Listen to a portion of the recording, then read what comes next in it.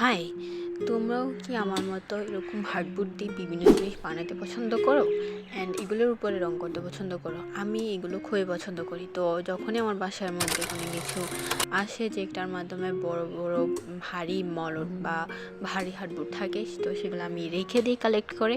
তো এরকম একটা ছিল, কেকটা খাওয়ার পর কেকের নিচে যে মলটা থাকে সেটা আমি রেখে দিয়েছিলাম। অ্যান্ড হঠাৎ আমার মাথায় আইডিয়া এলো যে কিছু একটা করি। তো দেখো, রং করার সময় আমার রঙই শেষ হয়ে গেছে। তো এখন আমার এই জায়গাটা বাদ দিতে হবে। সমস্যা নাই, আমি এটার ভিতরে বিভিন্ন কালার যেহেতু অ্যাড করব, সেজন্য আমি এখানে কয়েক রকমের কালার নিয়ে নিয়েছি। অ্যান্ড এটা একটু এলোমেলোভাবে তোমাদের মন মতো তোমরা এটা করতে পারবে। আমি আমার মন মতো এই বিভিন্ন কালার এখানে একটার পর একটা অ্যাড করব। প্রথমে গ্রিন দিয়ে নিয়েছি, গ্রিন আমার ফেভারিট একটা কালার।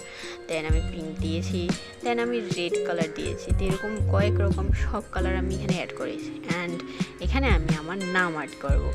এখন আর্ট করার পর দেখো কত সুন্দর লাগছে এটা। এখন এটাকে আমি আমার পড়া টেবিলের সামনে আটকাবো।